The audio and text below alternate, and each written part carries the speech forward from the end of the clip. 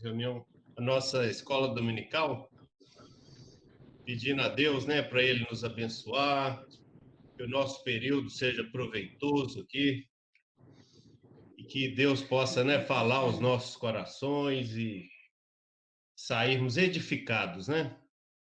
Melhor do que iniciamos, no sentido de fazer a vontade dele. Vamos fazer uma oração, então? Querido Deus, nosso eterno Pai, nós te damos graças, Senhor, por esta oportunidade tão rica na nossa vida, de estarmos juntos para estudarmos, meditarmos na tua palavra, crescermos juntos nela, abrindo espaço, ó Deus, no nosso coração para o Espírito Santo nos ensinar, nos convencer daquilo que é bom para nós. Nos apresentar mais uma vez, ó Deus, a ação de Cristo, a graça de Cristo, o poder dela na nossa vida, a diferença, ó Deus, que ela deve fazer no nosso viver. Ó Senhor, que o professor desta aula seja o teu Espírito Santo no coração de cada aluno agora. Que o Senhor nos use, ó Deus, como instrumento dócil, ó Deus, nas tuas mãos, ó Pai. Que o Senhor fale a cada um segundo a necessidade de cada um. Nós oramos agradecidos por cada família aqui presente, cada pessoa, cada casal, que a gente possa, Deus, de fato, aproveitar bem este momento. Em nome do Senhor Jesus, o nosso Salvador. Amém. Eduardo, Oi. você tem que fechar o seu áudio, o seu som. Oh. Aí, legal. Senão você ia só atrapalhar a aula toda. Mas vamos lá. Deixa eu colocar a nossa tela aqui, né, para a gente ir acompanhando.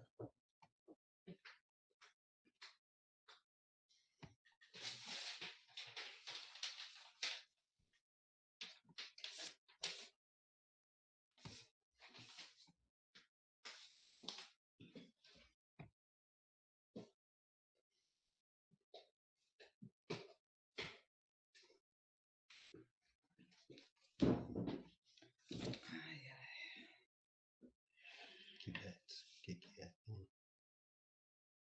Oh, meu bem, Essa aqui, ó. Achou? Vai com fé, gente.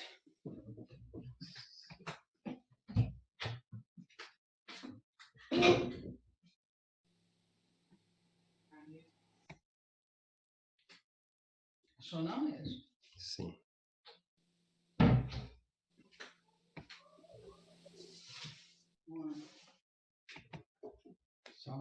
Aí.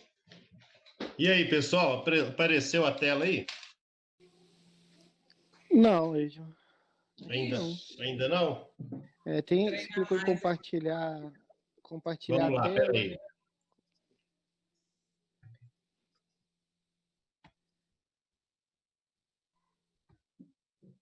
Próxima vez nós vamos conversar enquanto o Eixo não vai. Compartilhar, ok.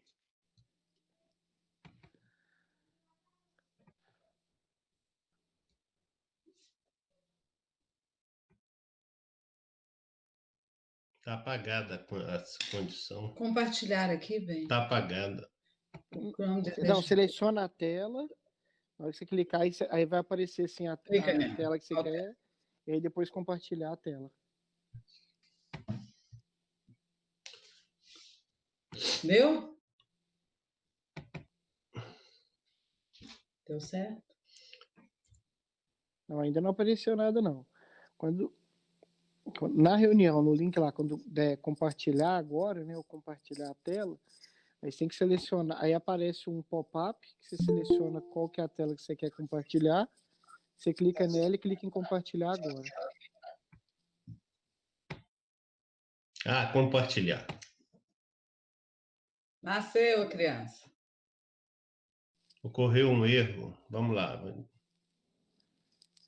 Dispensar? Não sei. Tá aparecendo? Não.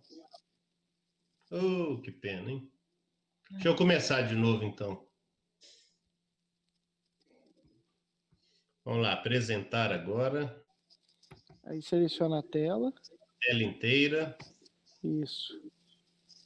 Aí agora eu vou no material, né? Isso. No compartilhar agora. Aí aparece um Não, botão. compartilhar não saiu ainda, Ele não. está apagado por Ele tem enquanto. que pegar a tela que ele quer.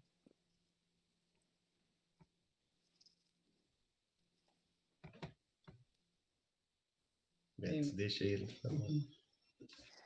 Então, não tem a compartilhar a tela inteira, não? Uma opção? Olha lá, o meeting.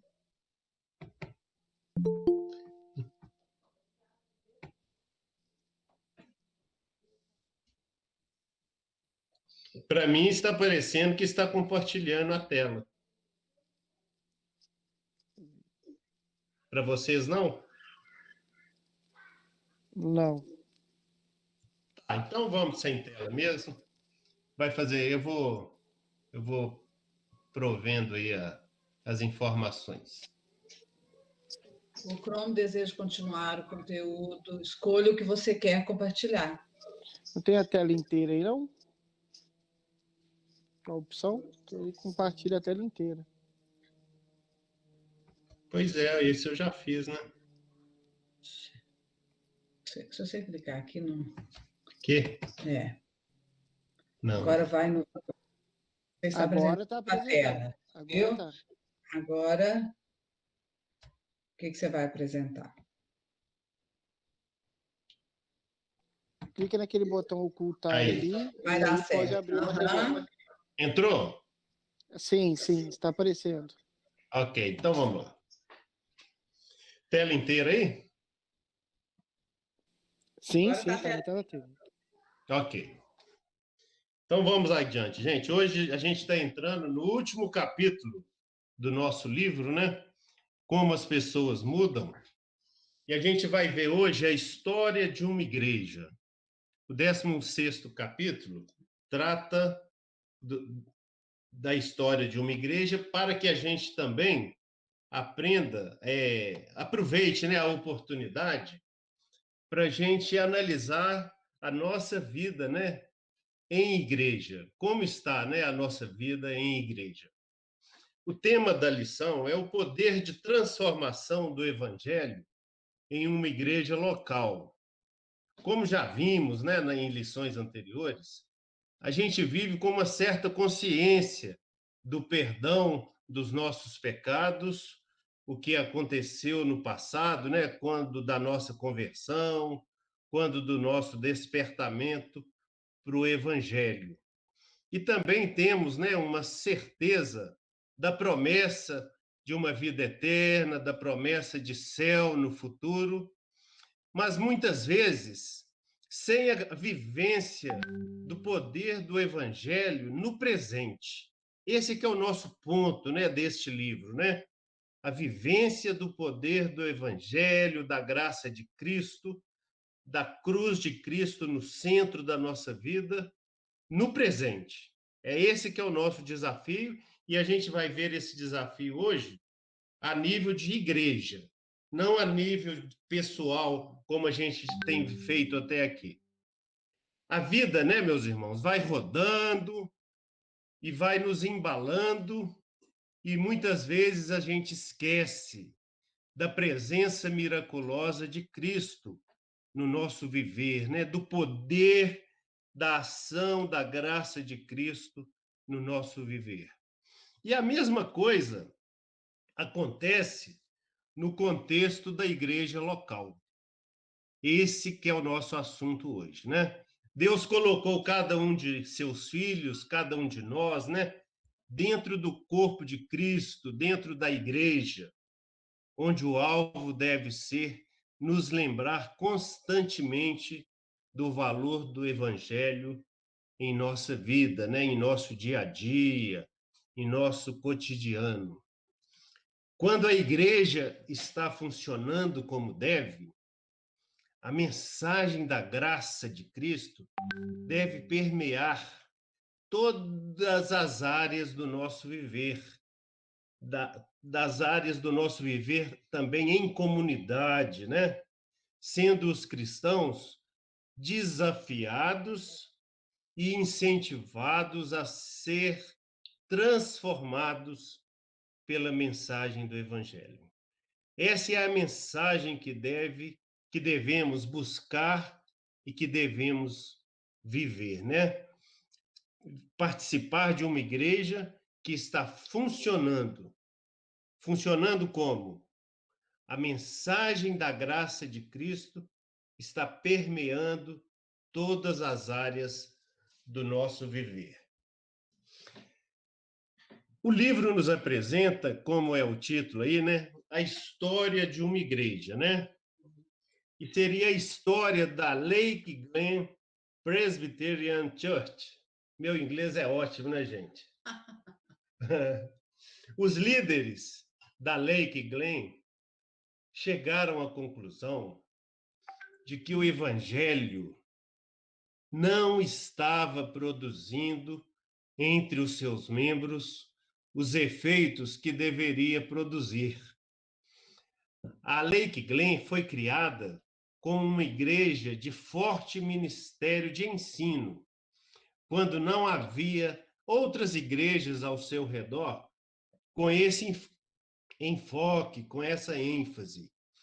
E esse enfoque, né, forte ministério de ensino, fez gerar um grande crescimento da igreja e aumento com o tempo, né, do número de ministérios dela. Então foi uma igreja que nasceu e que se fortaleceu, que cresceu, que depois comprou o seu terreno, construiu uma sede, mas era uma igreja que estava apresentando sinais de saúde precária. Os líderes estavam observando que ela estava adoecendo, né? Em vários aspectos, em várias áreas, em vários ministérios. Ocorreu uma série de separações conjugais, divórcios, né? Levando, né, os líderes a concluir pela saúde relativa dos casamentos naquela igreja. Eles estavam observando que adolescentes estavam deixando a igreja, estavam perdendo o interesse pela igreja. Um percentual menor de membros estava aliando-se aos grupos de comunhão. Faltava direcionamento aos ministérios que, aspas, né, pareciam funcionar. Então, havia muitos ministérios na igreja funcionando, mas eles começaram a observar que eles pareciam funcionar. Outra coisa, não estava acontecendo muita coisa em termos de evangelismo. A área do evangelismo estava fraca. A igreja estava fechada, quase que fechada em si mesma. A igreja não abria as portas, os membros não saíam para fora, né? Outra coisa, havia uma carga pesada de aconselhamento sobre os pastores. Quer dizer, muitas enfermidades, né? Muita procura aos pastores. Por que isso estava acontecendo, né? Os líderes perceberam, depois de examinarem, né, os ministérios da igreja, que algo precisava ser feito e que eles não podiam ser complacentes, né? Eles não podiam ficar como estavam. Eles não podiam ficar muito compreensivos. Precisavam, né, fazer alguma coisa. E eles enxergaram 6 verdades no início do diagnóstico que eles começaram a fazer. Então, deixa eu mudar aqui. Primeiro, né, vocês podem ler comigo aí. Nas igrejas locais, a cada semana, existem pessoas com inumeráveis problemas. Essa é a primeira constatação que eles tiveram. A cada semana, existem pessoas com inumeráveis problemas. 2, a Bíblia diz que temos tudo o que precisamos para auxiliar essas pessoas.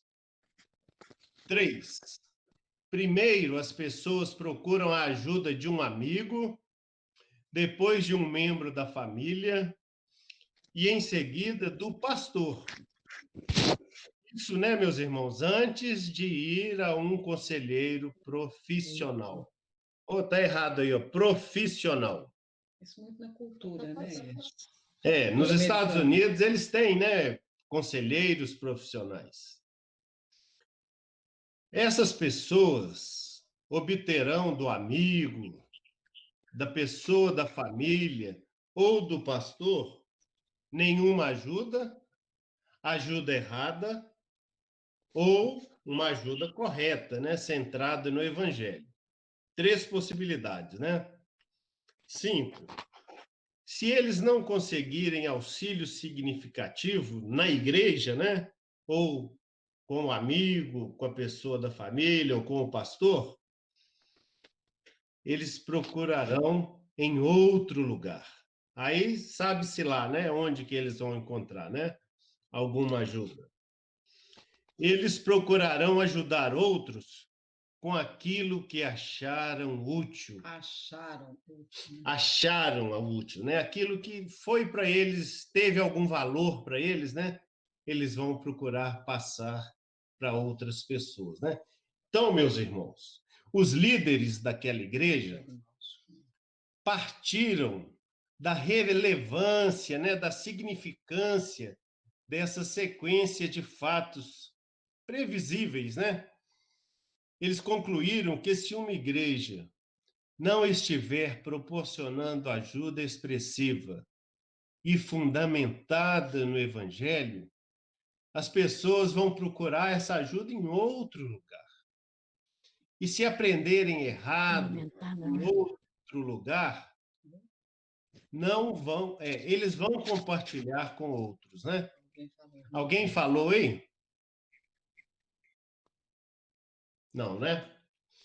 A igreja deve ajudar as pessoas a experimentarem o poder do evangelho. Ou, meus irmãos, se isso não acontecer, ela convencerá os seus membros de que o evangelho não é suficiente para lidar com os problemas da vida. Se acontecer esta última, né, das pessoas acabarem se convencendo de que a igreja não tem uma ajuda real, efetiva,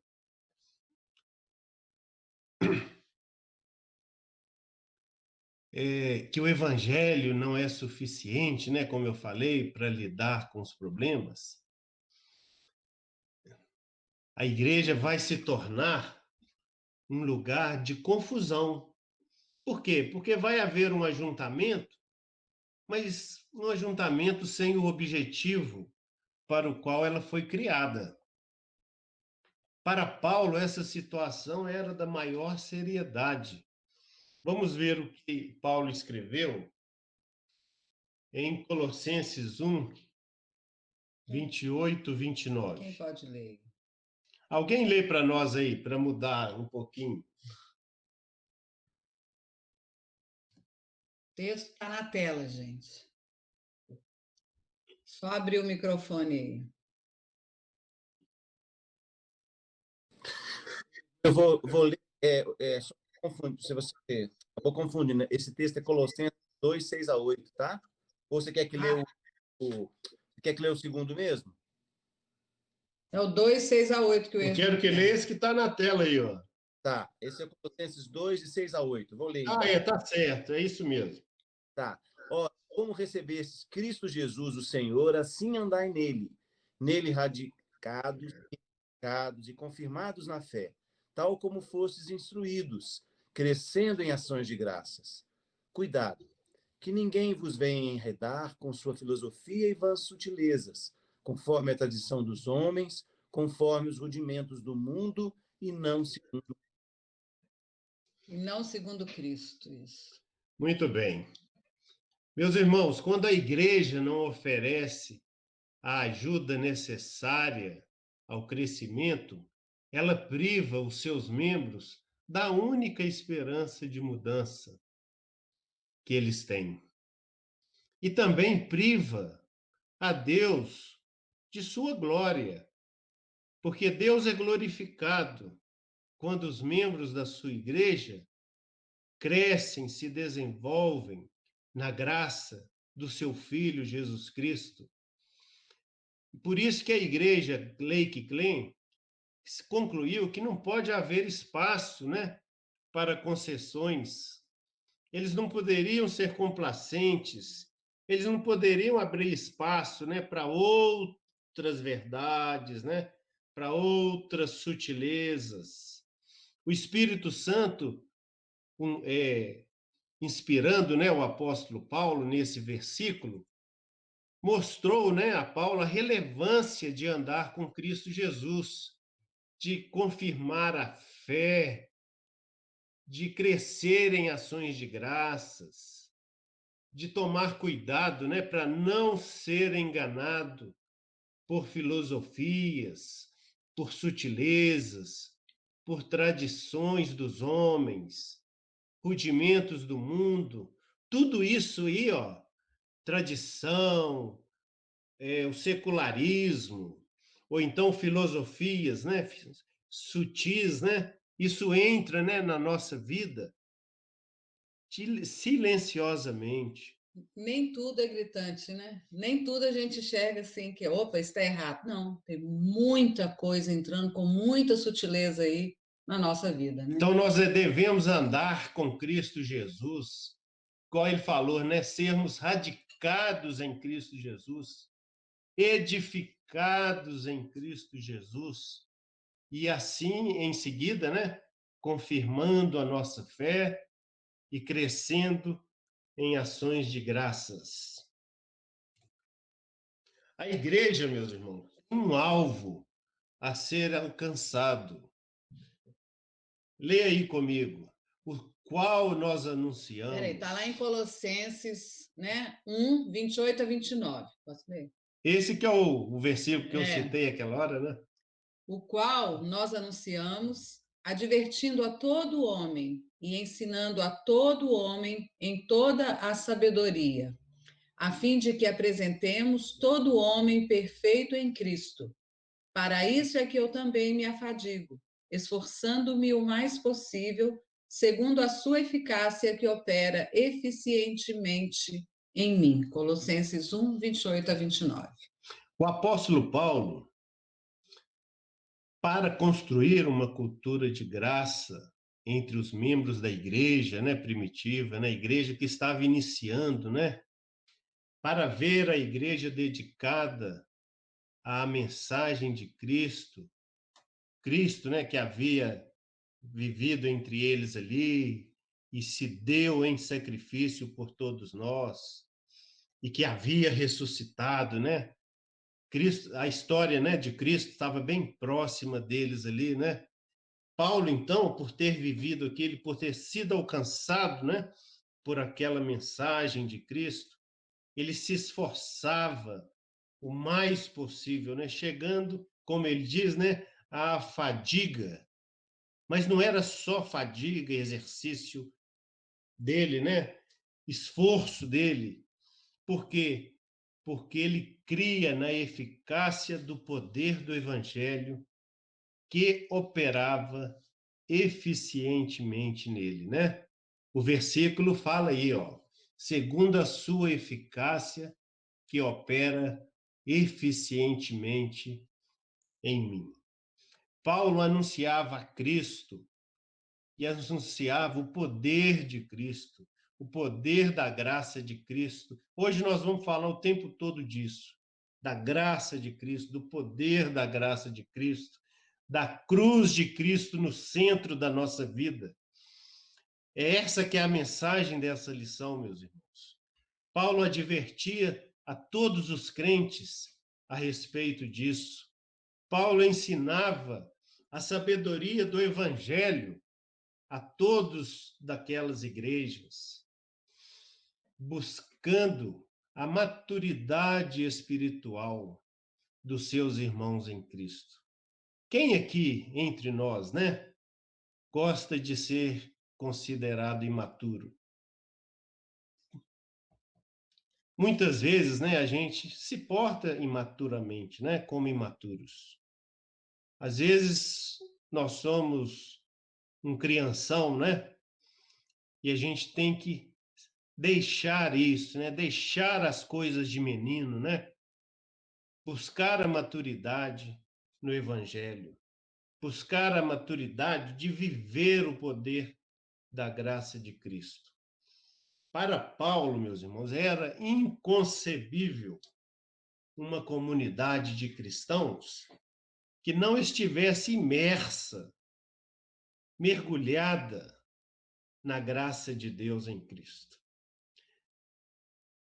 Quando Cristo não é o centro, outra mensagem estará no centro, meus irmãos. Uma ocupa o lugar da outra automaticamente. Essa figura seguinte, aí, ó, observem essa ilustração aí. Do centro para fora, olha, pastor, presbíteros, diáconos, líderes de pequenos grupos, pais, crianças e adolescentes, professores de escola dominical, amizades edificantes. Essa figura aí quer mostrar, né, todas, né, as áreas da igreja e tudo que pode acontecer a nível de igreja em termos de lideranças, em termos de pessoas, né, em termos de ofícios. E o evangelho tem que estar presente em todas essas camadas, em todos esses círculos aí da vida congregacional, em todos esses lugares da igreja. O evangelho tem que permear igualmente todos eles. Se algum deles ficar esquecido, né, já vai acontecer um desequilíbrio na ação da graça de Cristo na igreja, né? É fácil acontecer, como fomos advertidos, né, no quadro anterior, de nos esquecermos do verdadeiro evangelho e nos enredarmos em mentiras sutis. Existem muitas mentiras, existem muitos evangelhos falsos e coisas que parecem, né, fazer parte, porque faz parte da nossa humanidade, faz parte, às vezes, da nossa cultura, mas a gente tem que estar atento, né, para a gente não se enredar em mentiras. Muitas vezes a gente pensa que podemos mudar, né, a nossa vida sem a ação da graça de Cristo, com outros recursos, né, fazendo uso de outros recursos que estão disponíveis para nós. Ou então, que a gente precisa de mais alguma coisa além de Cristo. E essas são as mentiras que entram na igreja. Ó, você precisa fazer isso, você precisa daquilo. E às vezes a gente vai se enredando e a gente vai perdendo o foco e a gente deixa de depender da graça de Cristo. Graça, meus irmãos, significa favor imerecido. Nós não merecemos, mas o Senhor nos contempla, o Senhor traz para a nossa vida, Ele sabe o que a gente precisa. A identidade da graça em uma igreja pode ser substituída por diversas outras ênfases. Nós vimos lá atrás, né, no primeiro capítulo, que os espaços são ocupados, né, às vezes por formalismo, uma igreja muito formal, ou então por misticismo, crenças místicas, né? Figuras, né? Ou então o legalismo toma conta da vida da igreja e as pessoas passam a censurar umas às outras, rejeitar umas às outras, porque uma ou outra pessoa caiu aqui, pecou ali, né? Ou não age de determinada maneira. Então Jesus veio e combateu o legalismo, né, na igreja, no judaísmo. Ou então toma lugar na igreja o ativismo. Nossa vida, é reunião da comissão tal, reunião da comissão tal, reunião disso, reunião daquilo, encontro disso, encontro daquilo. Meus irmãos, tem que haver equilíbrio. Nós temos que ter tempo para nós. Nós temos que ter tempo para buscar a Deus, pensar, ler a Bíblia, orar. Nem tudo é ativismo. E o ativismo muitas vezes nos atrapalha, né? Ou então é um biblicismo, uma ênfase muito forte, né? Em aprender, em adquirir cultura bíblica, teologia. Então, se isso também é exagerado, embora seja bom, né? Isso pode nos atrapalhar.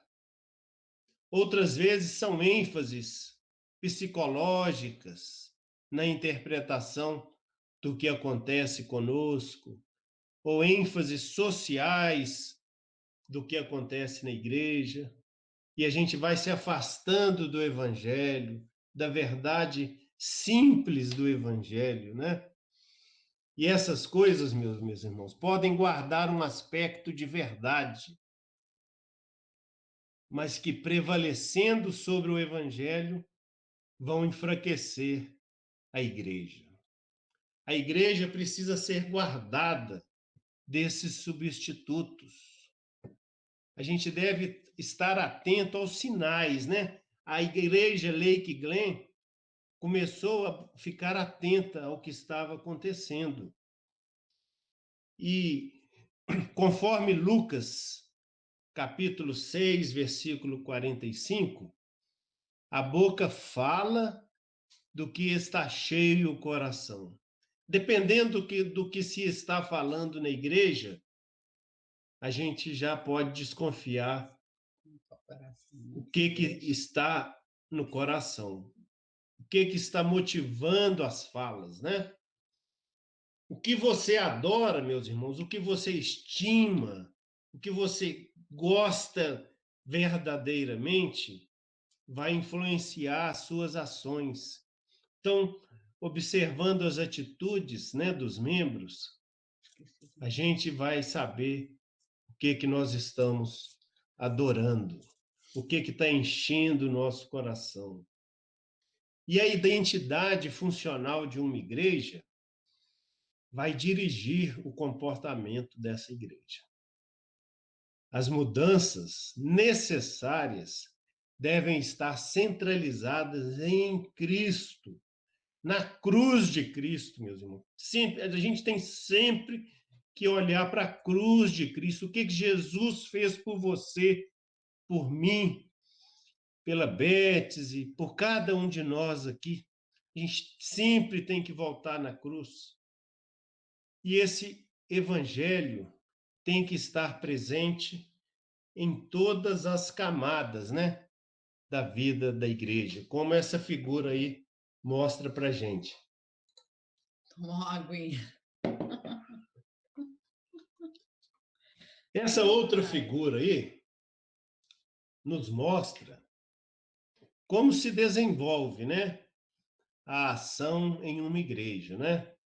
Os seus oficiais, os aspectos ascendentes, o aspecto interior, o aspecto exterior, os ministérios particulares e a vida cotidiana dos seus membros.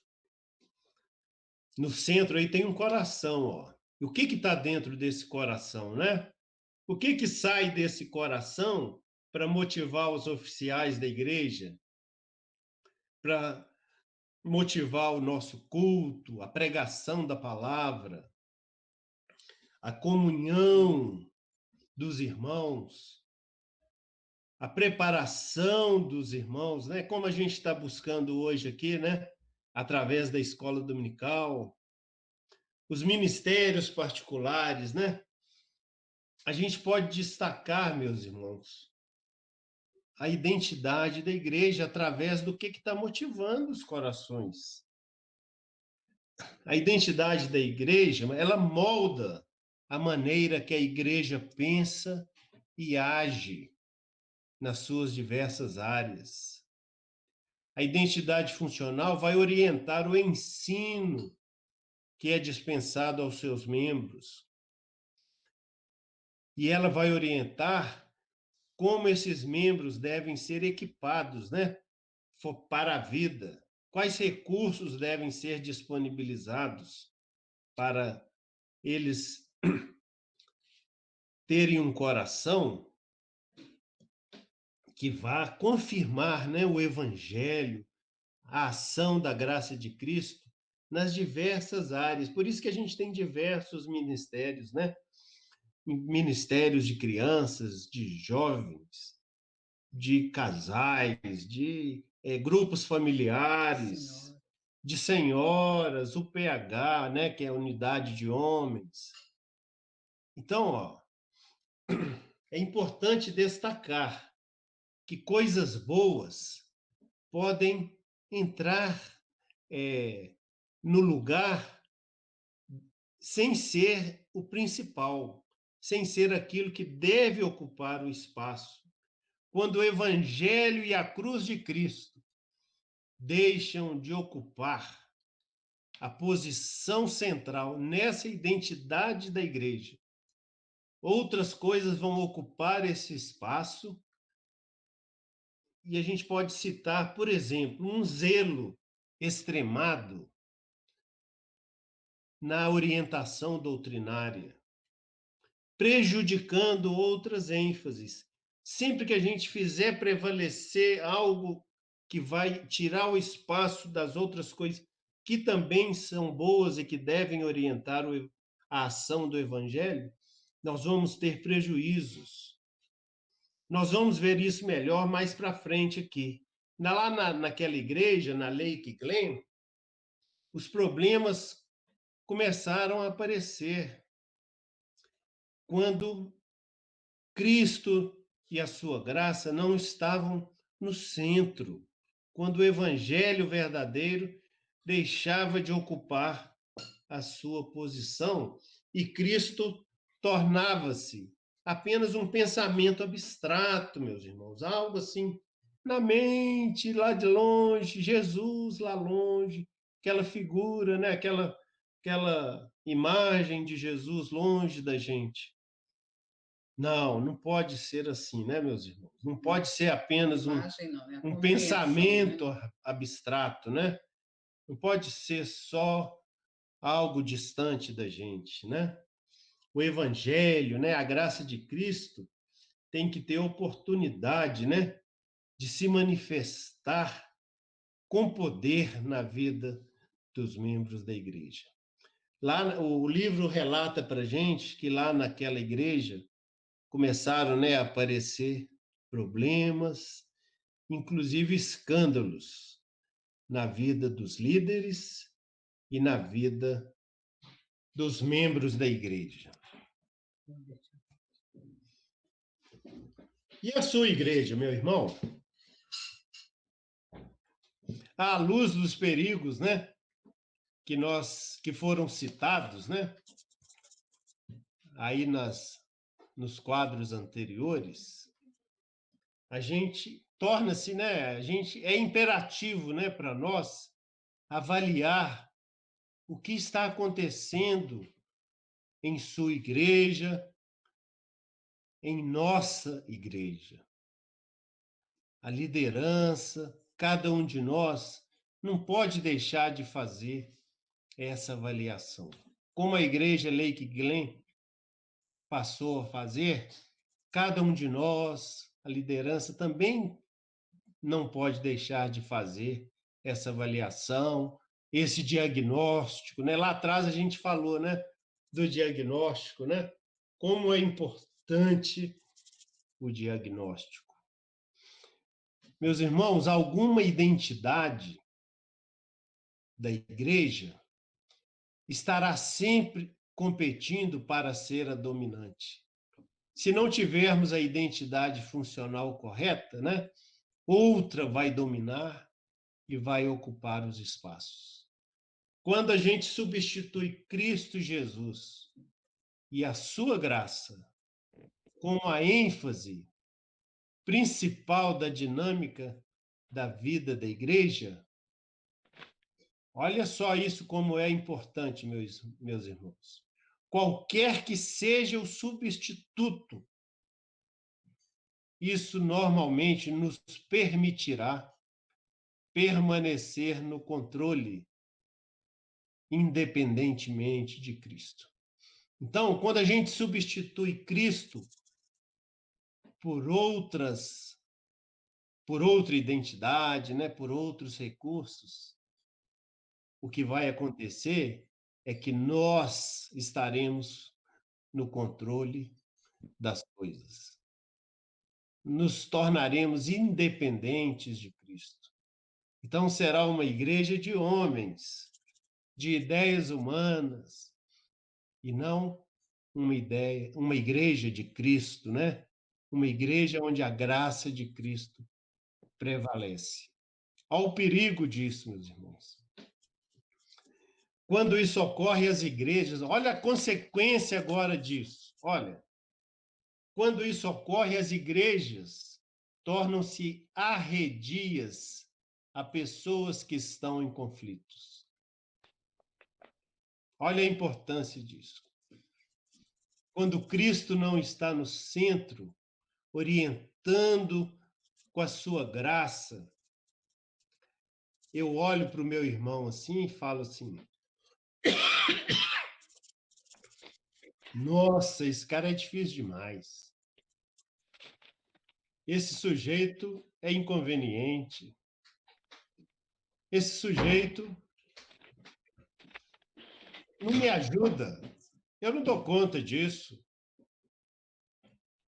Olha só, meus irmãos, essa é uma consequência quando Cristo não está dirigindo o nosso coração.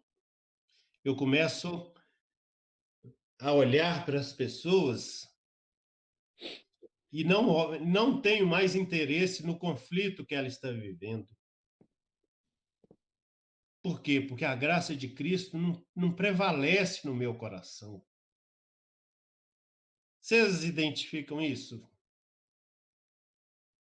Esse pensamento, essa reação, às vezes ela vem naturalmente do nosso pecado, entendeu? Então, para que estamos juntos como igreja, se eu não tenho uma disposição no coração de acolher o meu irmão que está em conflito? Edman, Oi.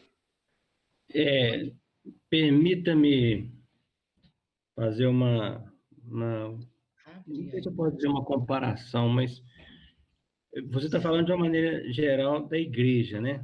Vou colocar o vídeo aqui. Tirei o vídeo para ficar melhor para você, a internet aí. Você está falando de uma maneira geral na igreja, né? Mas Na igreja. Mas quando você falou assim, vocês identificam isso? Eu pensei que, às vezes, a gente identifica em algumas pessoas, pessoas que são, igual você falou, pessoas que são centradas em Cristo, que vem um problema, uma pessoa, problema, vou colocar essa expressão, tá? Você me desculpe colocar essa expressão, uma pessoa, problema, Pode ser. e vai lá para ajudar. E tem outras pessoas que não estão muito centradas em Cristo e vê uma pessoa, problema, e quer distância. É aquele negócio assim, se você está com dificuldade, irmão, tô, aí dá um tapinha nas costas, vou orar por você, vai embora. Vai embora, né? Não me comprometa, né? Isso. Então, eu penso o seguinte, às vezes você deixou o slide aí, né? E a sua igreja, né? Aí, E ó. aí, permita-me colocar um pouquinho mais aí. E a gente, né? Individualmente.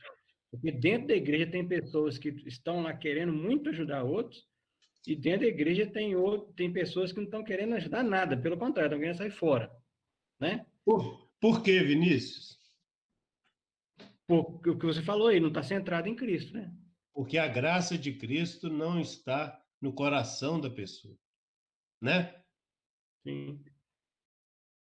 Tem ídolos ali naquele coração, né? Você falou bem aí, ó. Bate um tapinha nas costas, né? Que bom, irmão. Vou bater, vou orar por Vou você bater. Ô, e gente, você vai mas melhorar. porque também a gente fala assim, igreja, a igreja é cada um, né? Isso, a gente Então, nós temos que trazer bem mais para perto da gente essas coisas. E porque eu faço parte da igreja. Se cada um fizer um autoexame e verificar como que tem sido a receptividade com uma pessoa com quem, ou então a gente pressupõe que é problemática, aí a gente vai pensar no algo maior que a igreja, né? Eu penso que nós temos que sempre fazer isso do individual. Como que eu estou fazendo? Como que eu estou pegando um pecado e transformando o conceito de pecado, que é bíblico, por algo que a psicologia fala, que a sociologia fala? Então, essas coisas são bem importantes. Eu acho que nesse tempo inteiro a gente tem que aprender, você sabe, ser discernidores, como alguém falou aí, de idolatrias. Isso. Pessoas que colocam ordem onde não tem ordem, admiradores da criação de Deus, sabe? E sermos promotores da justiça bíblica, não da autojustiça, não do legalismo, mas de ser um promotor de uma justiça, ser colocadores de ordem, discernidores de idolatrias dentro da igreja e amar o próximo. E quando a gente tiver cada um fazendo isso, 10 pessoas fazendo isso, 100 pessoas fazendo isso, a igreja vai mudando essa identidade dela, sabe? Eu vi gente da nossa igreja falando assim, a igreja nossa não pode ficar recebendo gente drogados. Eu não acho legal receber drogados na igreja. A igreja não tem esse perfil. Eu falei, gente, mas no céu, será que nós vamos ter? Falei com ela, nós vamos ter vários céus, os céus dos drogados. Olha, nós vamos ter uma surpresa ao chegar no céu e encontrarmos muitas pessoas que nós acharíamos aqui na Terra que não iria para o céu. Então, é isso que a gente precisa. Acho que falta isso, de gente pensar, trazer bem para nós, um autoexame individual. Eu sou a igreja. Isso Então, aí, Jaqueline. Né? Mas deixa eu piorar a situação aqui, ó. Ai, que horror. Deixa eu piorar, vou continuar, tá? Além da gente se tornar redios, né, a determinadas pessoas, porque elas se mostram, né, que trazer problemas para a gente, né, ou por não serem agradáveis, as igrejas também se tornam lugares, quando a graça de Cristo, né, não está funcionando, onde as pessoas que pensam da mesma forma e se mostram bem ajustadas entre elas, né, elas comemoram que está indo tudo bem. Então, além de eu rejeitar o meu irmão que está em conflito, eu faço a minha panelinha e me sinto muito bem dentro dela. Fico à vontade, né? Nossa, que comunhão maravilhosa essa! Que igreja maravilhosa! Como é bom vir aqui! Então, meus irmãos, a gente comemora que está tudo bem, porque estou bem ajustado. Eu penso como os outros que estão ao meu redor pensam. E vamos tocando o barco e a graça de Cristo, nada. Né? Que o meu irmão está lá separado, rejeitado, escanteado. E eu curtindo o meu grupinho. E eu curtindo o meu grupinho aqui. Vamos lá. A igreja que desloca Cristo e a sua graça do centro, né, da posição principal, perde a habilidade de ajudar as pessoas a crescer em arrependimento, a crescer em fé, a ter regozijo em Cristo. É isso que acontece, meus irmãos. O prejuízo é esse. A gente está junto, mas o poder do Evangelho não está produzindo os efeitos, né, que deve produzir. A gente deve examinar, né, meus irmãos, os ministérios da igreja. Em relação aos oficiais da igreja, é certo que quando a centralidade do evangelho, da graça, é diminuída na dinâmica, né, dos diversos ministérios, em relação à ação, né, desses oficiais, espera-se que os líderes, a nossa visão fica empobrecida, sabe? Fica enfraquecida. E a gente espera que os oficiais sejam apenas gerentes, administradores, executivos da estrutura, executivos, né, gerentes dos sistemas e da ordem, os diáconos, né, responsáveis pela ordem, né? Isso fica muito exaltado e há um prejuízo muito grande em relação ao quadro amplo, né, da ação da graça de Cristo. A gente vê os oficiais como aqueles que estabelecem alvos e objetivos, né? Meus irmãos, não é só isso, né? Embora os líderes devam se preocupar com estes pontos citados, ao mesmo tempo, essa ênfase, né, deturpada, ela pode cegar, né, para o que é mais importante, que é o crescimento das pessoas em graça, né? É isso que a Lake Glenn, né, a igreja citada, né, buscou resgatar, o crescimento das pessoas em Cristo, no poder da cruz, da graça de Cristo. Quando o evangelho está à frente dos oficiais, meus irmãos, eles são dirigidos por uma ênfase bíblica na vida das pessoas. Então, o mais importante é a formação espiritual das pessoas. Então, o oficial, ele ajuda, sim, né, no planejamento, na administração, na liderança dos grupos, dos ministérios, mas o mais importante é ele trazer uma ênfase bíblica para o que está acontecendo na vida das pessoas, para formar espiritualmente as pessoas com a revelação de Deus para nós. É aquilo lá que Paulo se esforçava, né, se afadigava para fazer, né? Então, meus irmãos, quando isso acontece, isso traz santificação para a igreja, isso colore, né, a vida da igreja. A igreja é outra. A igreja que somos nós, meus irmãos, seremos outras pessoas quando a graça de Cristo, de fato, né, produz efeitos na nossa vida. Quando a cruz de Cristo é central, os membros e a comunidade, né, crescem em graça. E Deus é glorificado. Por isso que falou lá atrás, né? Que quando as coisas estão fora do lugar, nós perdemos as oportunidades de experimentar da graça de Cristo e privamos Deus da sua glória, né? Mas continuando aí, né? Examinando os ministérios da igreja. Vamos lá, o culto e a pregação da igreja. O culto e a pregação representam o aspecto ascendente da igreja. é a relação vertical da igreja, né? Nós com o nosso Deus.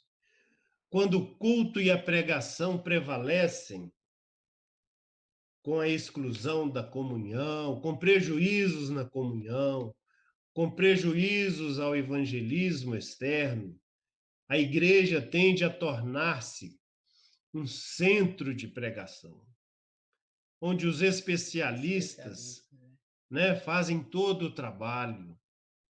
E isso limita, né, o ministério da igreja, o crescimento, limita aos encontros formais determinados. A igreja é como ir ao culto, né?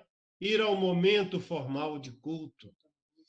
Então, oi? Tipo um ritualismo. Um ritualismo, né? Um estar presente, né? Na hora do culto, né? Assistir o culto e não cultuar muitas vezes, né? Então, meus irmãos, a gente tem que ver se está equilibrado, né? O culto e a pregação, o aspecto ascendente, né? No culto, né? Nós cultuamos a Deus. Na pregação, Deus fala conosco através da sua palavra. Se o evangelho é central, meus irmãos, na pregação e no culto, as pessoas vão se tornar humildes à medida, né, que elas são lembradas de que ninguém é superior a ninguém. Umas não são superiores às outras, mas todos igualmente, né, somos receptores necessitados da mesma graça e somos convidados a compartilhar essa graça com outras pessoas. O culto e a pregação devem produzir isso na nossa vida. Ver Deus, quem é Deus efetivamente, ver quem nós somos efetivamente, o nosso pecado, né? Nos conhecermos no espelho da palavra de Deus, estarmos, né, sendo convencidos da necessidade do evangelho na nossa vida e nos dispormos, né, a compartilhar com outros. O culto centrado no verdadeiro evangelho vai nos reorientar continuamente para o Deus vivo nessa dimensão vertical, que nos move em direção a outros, os nossos irmãos, os nossos convidados, o nosso próximo, com uma disposição, com um programa, né, redentor na dimensão horizontal, então, né? Então temos a relação vertical e temos a relação horizontal. O culto e a pregação que nós estamos desenvolvendo e recebendo vai nos orientar nessas duas dimensões, né? Examinando, né, ainda aí a comunhão e o preparo dos membros.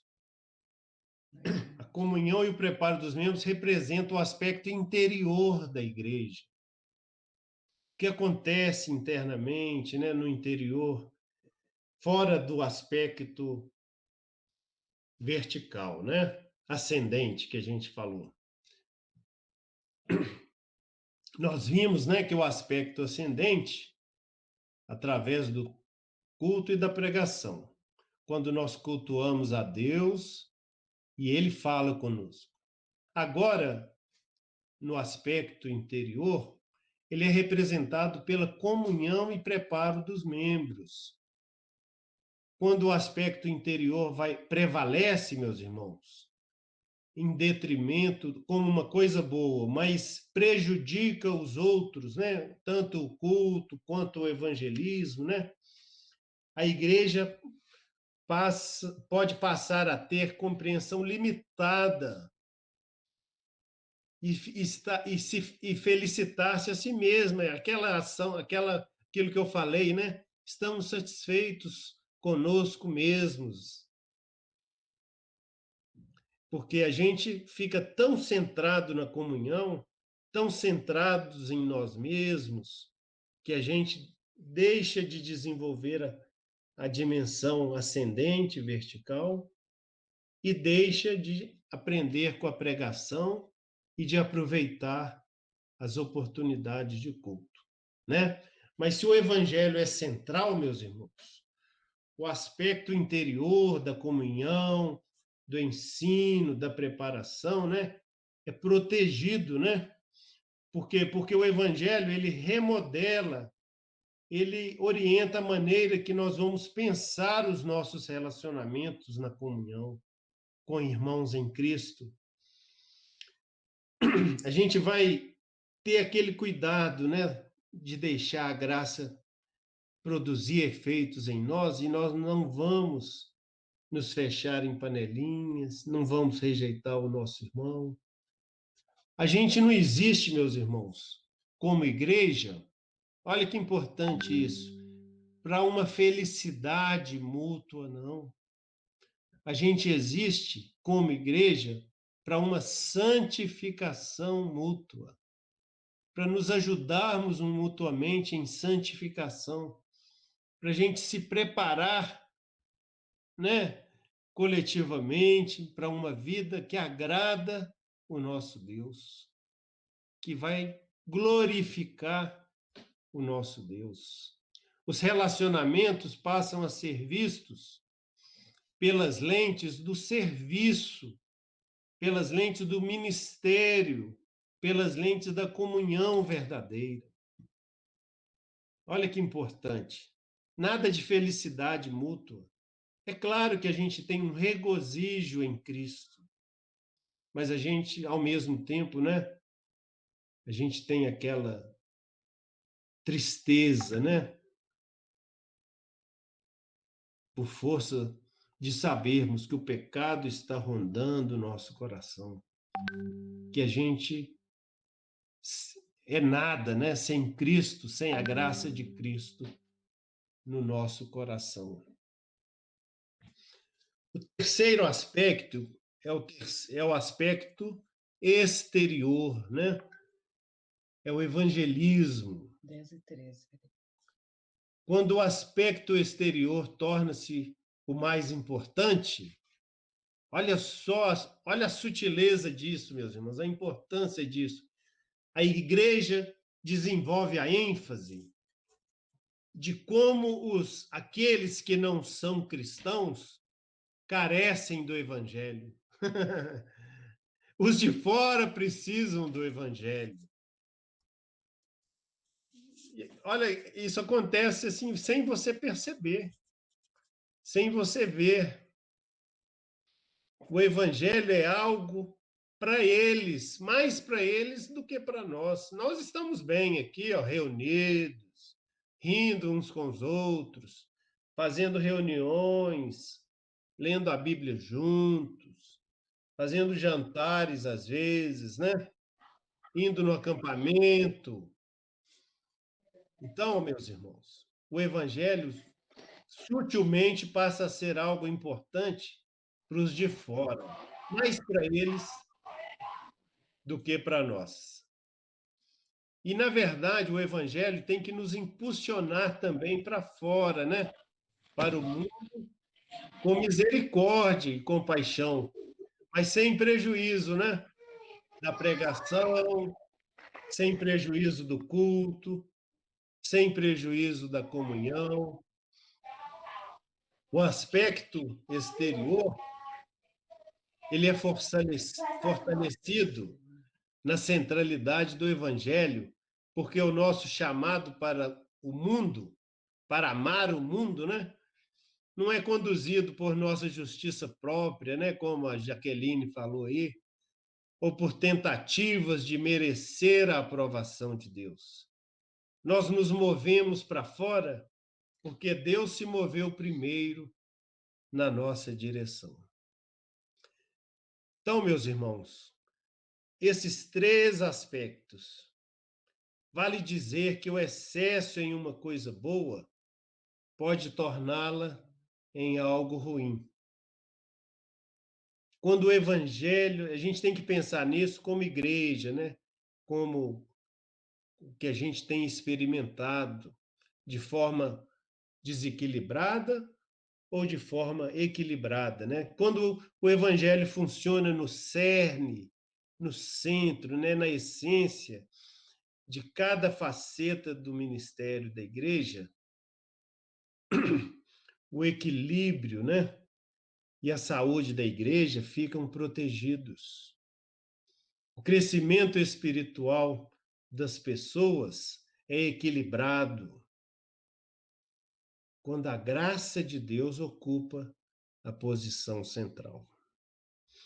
Essa graça, meus irmãos, nos mantém honestos em relação ao nosso pecado e também confiantes e esperançosos na promessa de Deus nos usar na vida de outros, do nosso próximo, do nosso irmão, né? Bem como aceitando o nosso culto, desenvolvendo os momentos de culto verdadeiro e deixando Deus falar conosco através da pregação bíblica.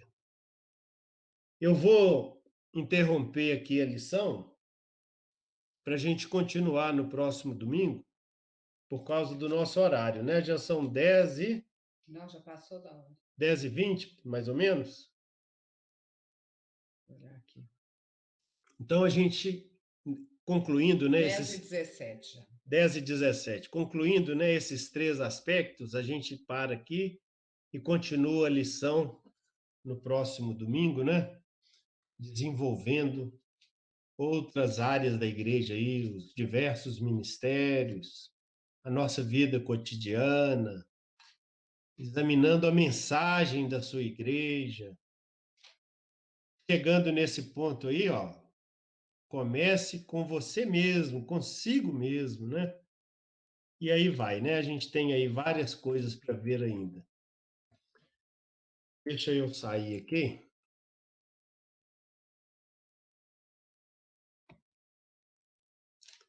Aí. Aí. Eu acho que a gente viu aí, né, coisas tão importantes, né, da nossa vida, da vida da igreja, da ação, né, de Cristo, da graça de Cristo na nossa vida. Vamos fazer uma oração. Jaqueline, faz uma oração, né, pedindo a bênção de Deus, né, para a gente tirar o maior proveito, né, de todas essas lições que a gente recebe, né, neste último capítulo do livro, né, que a gente estudou aí esses aproximadamente 2 anos, né?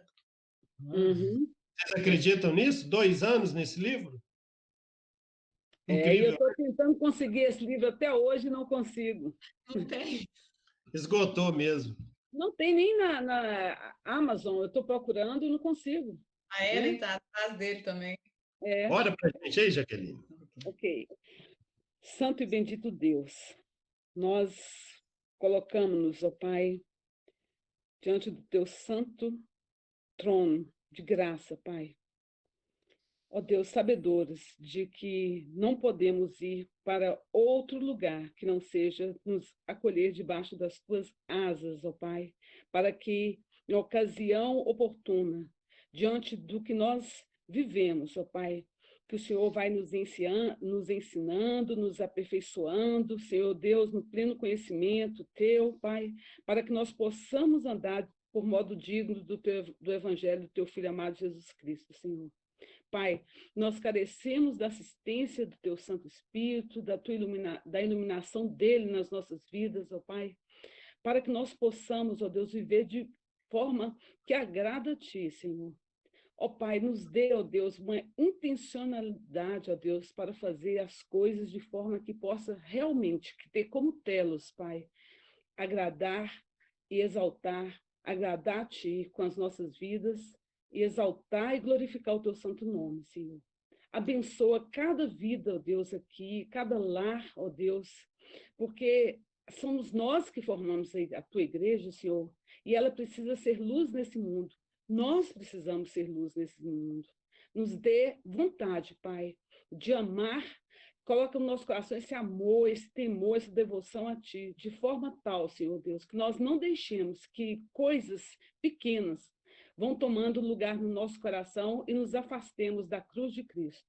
Pai, que a centralidade do nosso coração seja a cruz, o amor de Cristo, que viver pela graça e para o testemunho, ó Deus, das obras maravilhosas que Cristo fez, que nós possamos ser pessoas que possam ajudar, contribuir contigo, ó Pai, para mudar essa história, para que o teu reino venha à terra, Pai. Nós te pedimos isso em nome do teu Filho amado Jesus Cristo. Amém. Amém. Amém. Ô, gente, vamos abrir as janelinhas, todo mundo aí, os vídeos, quem puder, né? sem constranger ninguém. Quem puder, e aí a gente dá um print na tela, pode ser? A gente vê quem está aí hoje, ó. Que delícia ver todo mundo. A Graciela e o Rodrigo aí, tá? Richard, Cecília. Isso. Bom dia, Thaís. Dona Helena. Bom dia. Indo na igreja, né, Hilder? Hilder de máscara. Eu vou fazer o print, hein? O Eduardo. Dois aí. Até o Dudu. A minha mãe aí. Oi, mãe, bom dia. Já fiz. Bom dia para vocês, gente. Um bom domingo. Bom dia. Bom dia, obrigado. Bom dia. Todo mundo. Tudo de bom. Bom dia. Ai, Tchau, Fabiana. Parabéns pelo aniversário, viu, Zé Geraldo? essa é a Geraldo